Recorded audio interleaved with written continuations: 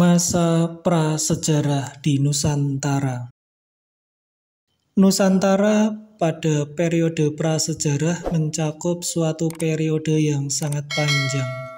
Kira-kira sejak 1,7 juta tahun yang lalu, berdasarkan temuan-temuan yang ada, pengetahuan orang terhadap hal ini didukung oleh temuan-temuan fosil hewan dan manusia.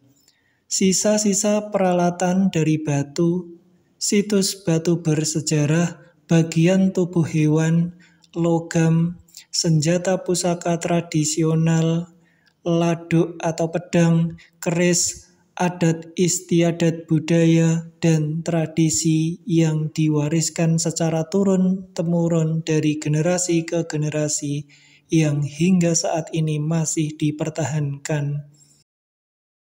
Wilayah Nusantara merupakan kajian yang menarik dari sisi geologi karena sangat aktif.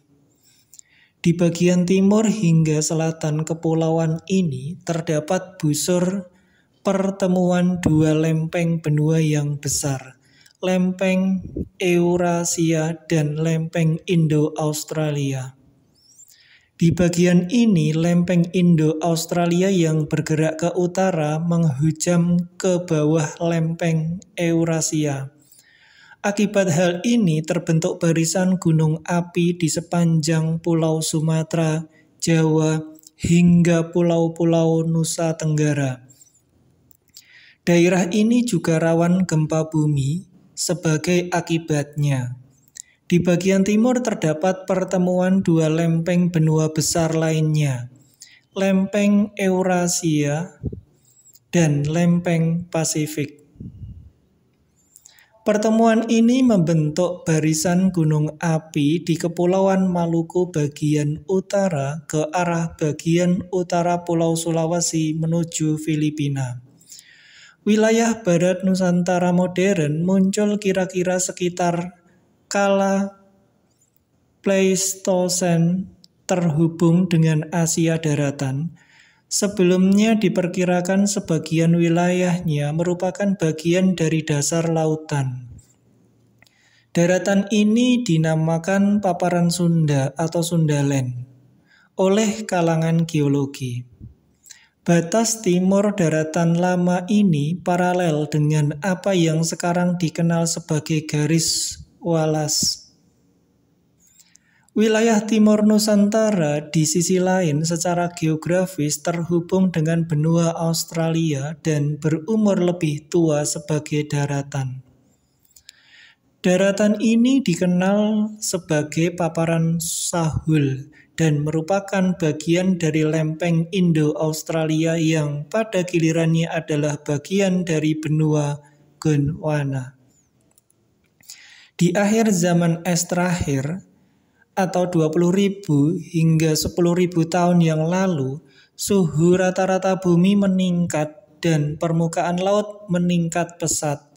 Sebagian besar paparan Sunda tertutup lautan dan membentuk rangkaian perairan Selat Malaka, Laut Cina Selatan, Selat Karimata, dan Laut Jawa. Pada periode inilah terbentuk Semenanjung Malaya, Pulau Sumatera, Pulau Jawa, Pulau Kalimantan, dan pulau-pulau di sekitarnya. Di timur Pulau Irian dan Kepulauan Aru terpisah dari daratan utama benua Australia. Kenaikan muka laut ini memaksa masyarakat penghuni wilayah ini saling terpisah dan mendorong terbentuknya masyarakat penghuni Nusantara modern. Tumbuhan, hewan, dan hominid. Sejarah geologi Nusantara memengaruhi flora dan fauna, termasuk makhluk mirip manusia yang pernah menghuni wilayah ini.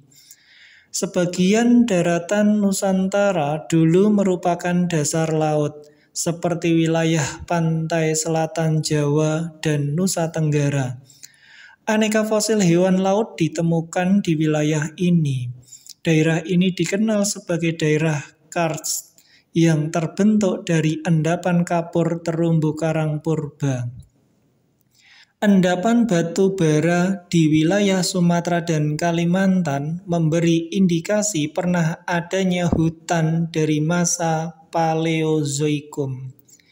Laut dangkal di antara Sumatera, Jawa termasuk Bali, dan Kalimantan serta Laut Arafuru dan Selat Torres adalah perairan muda yang baru mulai terbentuk kala berakhirnya zaman es terakhir, hingga 10.000 tahun sebelum era modern. Inilah yang menyebabkan mengapa ada banyak kemiripan jenis tumbuhan dan hewan di antara ketiga pulau besar tersebut. Flora dan fauna di ketiga pulau tersebut memiliki kesamaan dengan daratan Asia, Indochina, Semenanjung Malaya, dan Filipina. Harimau, gajah, tapir, kerbau, babi, badak, dan berbagai unggas yang hidup di Asia daratan banyak yang memiliki kerabat di ketiga pulau ini. Makhluk mirip manusia atau hominin yang pernah ditemukan adalah manusia Jawa, yakni ditemukan pada tahun 1891 di Trinil, Kabupaten Ngawi. Antara tahun 1931 sampai 1934 ditemukan serangkaian fosil hominin di Lembah Bengawan Solo, dekat Desa Ngandong. Para ahli paleontologi sekarang kebanyakan berpendapat bahwa semua fosil temuan dari Jawa adalah Homo erectus dan merupakan bentuk yang primitif. Semula diduga berumur 1 juta sampai 500 tahun atau pengukuran karbon tidak memungkinkan, kini berdasarkan pengukuran radiometri terhadap mineral vulkanik pada lapisan penemuan diduga usianya lebih tua, yakni 1,5 hingga 1,7 juta tahun. Homo sapiens modern pertama masuk ke Nusantara diduga sekitar 100.000 tahun yang lalu, melalui India, Indochina. Fosil Homo sapiens pertama di Jawa ditemukan oleh anggota tim Doubois di Wajak, dekat Tulung Agung, di tepian Sungai Brantas. Ia ditemukan bersamaan dengan tulang tapir, hewan yang pada masa kini tidak hidup di Jawa. Fosil Wajak dianggap bersamaan ras dengan fosil Gua Niah di Sarawak dan Gua Tabon di Pulau Palawan. Fosil Niah diperkirakan berusia 40.000 hingga 25.000 tahun atau periode Pleistosen dan menunjukkan fenotipe atau Australomelanesoid. Mereka adalah penduduk budaya Kapak Perimbas dan termasuk dalam kultur zaman Batu Tua.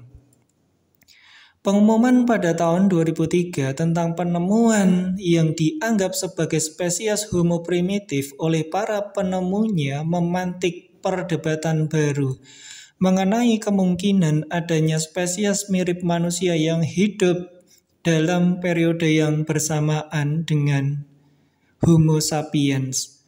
Karena hanya berusia 20.000 hingga 10.000 tahun sejak era modern dan tidak terfosilisasi. Hal ini bertentangan dengan anggapan sebelumnya yang menyatakan bahwa bertahan di Nusantara pada masa itu.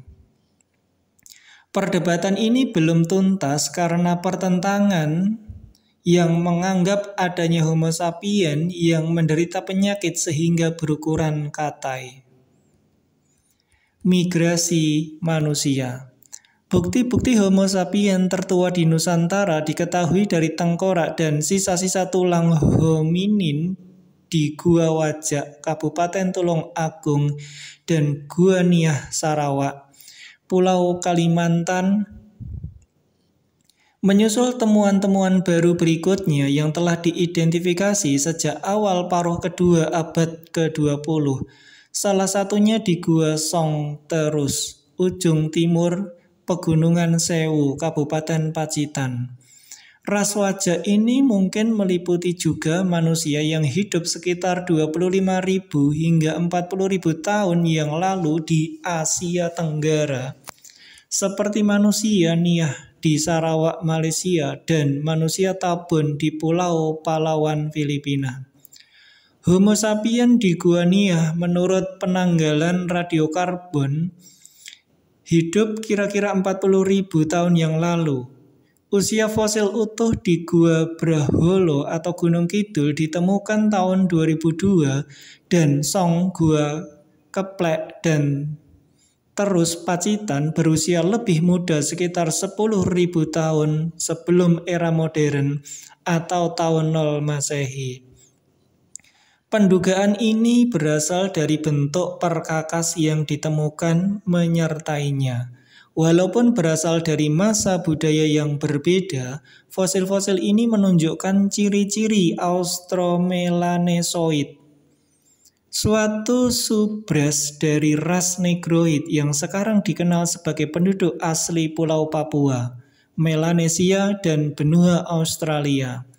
Teori mengenai asal-usul ras ini pertama kali dideskripsikan oleh Fritz dan Paul Sarrazin, dua sejarawan bersaudara, sepupu atau sama lain, asal Swiss di akhir abad ke-19. Dalam kajiannya, mereka melihat kesamaan ciri orang Vedda yang menghuni Sri Lanka dengan beberapa penduduk asli berciri sama di Asia Tenggara, Kepulauan, dan Australia.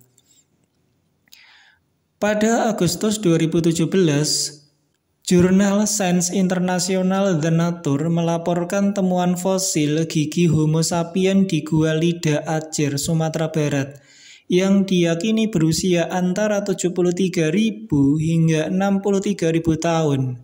Temuan ini berdasarkan kajian tim peneliti internasional yang dipimpin oleh ilmuwan dari Macquarie University.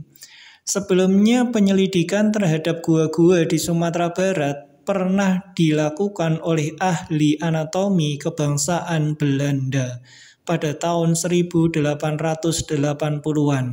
Tapi hasilnya ia hanya menemukan tulang belulang hewan dan manusia subrasen.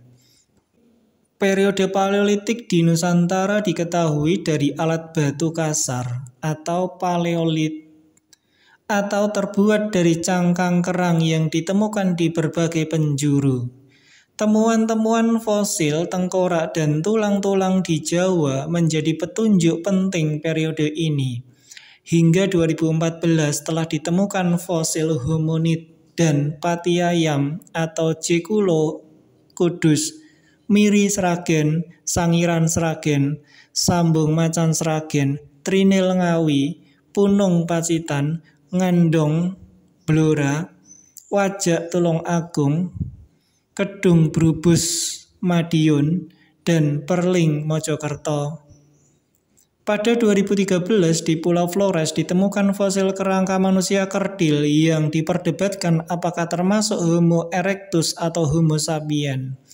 Pada 2006, Dan Falk dari Universitas Negeri Florida mempublikasikan penelitiannya yang mengungkapkan bahwa manusia di Flores bukan merupakan manusia modern, melainkan merupakan spesies yang berbeda. Manusia Flores adalah spesies baru yang dinamakan Homo floresiensis. Analisis berkas irisan pada fosil tulang mamalia yang berasal dari era Pleistosen mencatat 18 luka bekas irisan akibat alat serpihan cangkang kerang saat menyembelih lembu purba. Ditemukan pada formasi pucangan di Sangiran yang berasal dari kurun 1,6 juta hingga 1,5 juta tahun yang lalu. Tanda bekas irisan pada tulang ini menunjukkan penggunaan alat batu pertama yang menunjukkan bukti tertua penggunaan alat serpihan cangkang kerang yang ditajamkan di dunia. Neolitik. Batu yang diasah adalah bukti peradaban Neolitik. misalkan mata kapak batu dan mata cangkul batu yang diasah. Batu yang diasah dan dihaluskan ini dikembangkan oleh orang-orang Austronesia yang menghuni kepulauan Indonesia. Pada periode ini berkembang tradisi megalitik di Nusantara yang tampaknya berkembang secara independen dari tempat-tempat lain dan menjadi dasar tradisi asli Indonesia pada masa-masa berikutnya. Tradisi megalitik. Nusantara adalah rumah bagi banyak situs megalitik bangsa Austronesia pada masa lalu hingga masa kini. Beberapa struktur megalitik telah ditemukan, misalnya menhir, dolmen, meja batu, patung nenek moyang, dan piramida berundak yang lazim disebut punden berundak. Struktur megalitik ini ditemukan di Jawa, Sumatera, Sulawesi, dan Kepulauan Sunda Kecil. Punden berundak dan menhir ditemukan di situs megalitik dan paguyangan Cisolok dan Gunung Padang, Jawa Barat. Situs megalitik Cipari yang juga ditemukan di Jawa Barat menunjukkan struktur monolit, teras batu, sarkofagus. Punden berundak ini dianggap sebagai struktur asli Nusantara dan merupakan rancangan dasar bangunan candi pada zaman Kerajaan Hindu-Buddha Nusantara setelah penduduk lokal menerima pengaruh peradaban Hindu-Buddha dari India. Candi Borobudur dari abad ke-8 dan Candi Sukoh dari abad ke-15 tak ubahnya adalah struktur punden berundak. Di Taman Nasional Lorelindo, Sulawesi Tengah ditemukan beberapa relik megalitik yang menampilkan patung nenek moyang. Kebanyakan terletak di Lembah Bada, Besoa, dan Napo.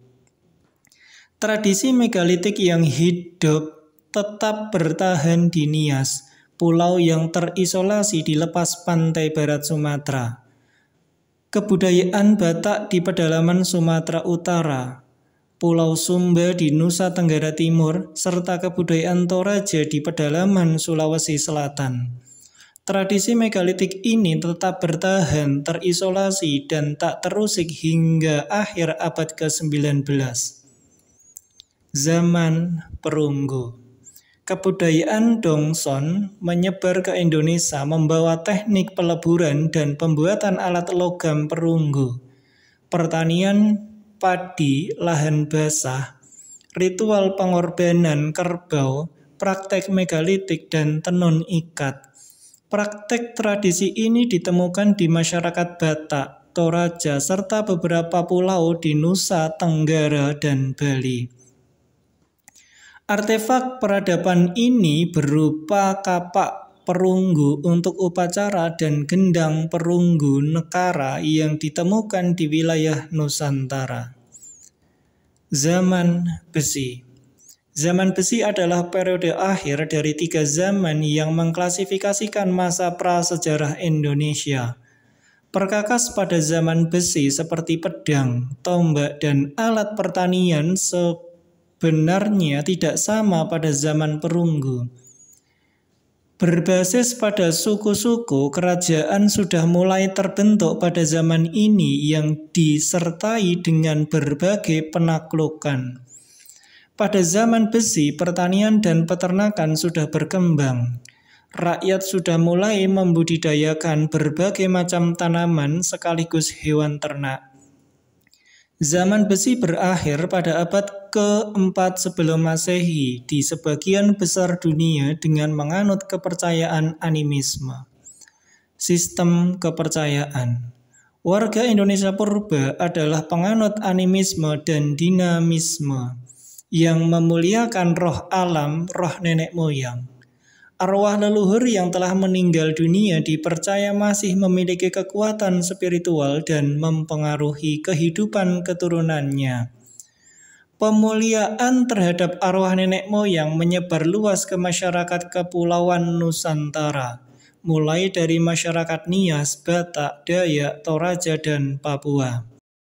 Pemuliaan ini misalnya diwujudkan dalam upacara syukuran panen yang memanggil roh dewata pertanian, hingga upacara kematian dan pemakaman yang rumit untuk mempersiapkan dan mengantar arwah orang yang baru meninggal menuju alam nenek moyang. Kuasa spiritual tak kasat mata ini dikenal sebagai hyang di Jawa dan Bali dan hingga kini masih dimuliakan dalam agama Hindu Dharma Bali. Mata pencaharian dan penghidupan masyarakat prasejarah di Indonesia berkisar antara kehidupan berburu dan meramu, masyarakat hutan hingga kehidupan pertanian yang rumit dengan kemampuan bercocok tanam padi-padian, memelihara hewan ternak hingga mampu membuat kerajinan tenun dan tembikar. Kondisi pertanian yang ideal memungkinkan upaya bercocok tanam padi, lahan basah atau sawah mulai berkembang sekitar abad ke-8 sebelum Masehi.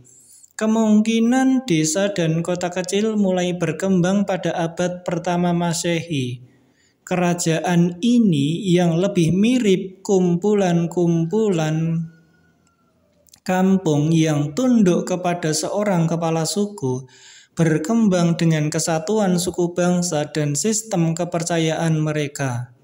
Iklim tropis Jawa dengan curah hujan yang cukup banyak dan tanah vulkanik memungkinkan pertanian padi sawah berkembang subur.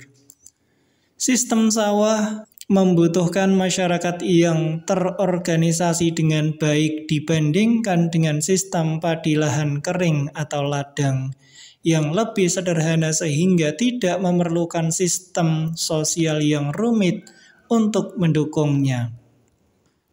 Kebudayaan Buni berupa kebudayaan tembikar berkembang di pantai utara Jawa Barat dan Banten sekitar 400 sebelum Masehi hingga 100 Masehi. Kebudayaan Buni mungkin merupakan pendahulu kerajaan Tarumanegara, salah satu kerajaan Hindu tertua di Indonesia yang menghasilkan banyak prasasti yang menandai awal berlangsungnya periode sejarah di Pulau Jawa. Peninggalan masa prasejarah Nusantara diketahui dari berbagai temuan-temuan coretan atau lukisan di dinding gua atau ceruk di tebing-tebing serta dari penggalian-penggalian pada situs-situs purbakala. Beberapa lokasi penemuan sisa-sisa prasejarah Nusantara adalah situs Batu Brak Liwa di Sumatera, situs Gua Putri Batu Raja di Sumatera Selatan. Lembah Sangiran sekarang menjadi Taman Purbakala Sangiran. Situs Purbakala Wajak di Tulung Agung. Liang Bua di Kepulauan Flores. Gua Leang-Leang di Sulawesi. Situs Gua Perbukitan Sangkulirang di Kutai Timur. Situs Pasemah di Lampung, situs Cibeduk di Banten, situs Pangguyangan Cisolok Sukabumi Jawa Barat, situs Cipari Kuningan Jawa Barat, situs Gua Pawon Bandung Jawa Barat, situs Gunung Padang Cianjur Jawa Barat, situs Gunung Padang Cilacap Jawa Tengah, situs Dusun Mblolu, Desa Ngepu, Kecamatan Tanggung Gunung, Kabupaten Tulung Agung, Jawa Timur. Situs Gilimanuk, Jembrana, Bali. Situs Desa Keramas, Kecamatan Blabatuh, Gianyar, Bali. Situs Gua-Gua Biak, Papua, 40.000 hingga 30.000 sebelum Masehi. Situs lukisan tepi pantai di Raja Ampat, Papua Barat. Situs Tutari, Kabupaten Jayapura, periode Megalitikum. Gua Babi di Gunung Batu, Bali. Desa Randu, Muara Uya, Tabalong.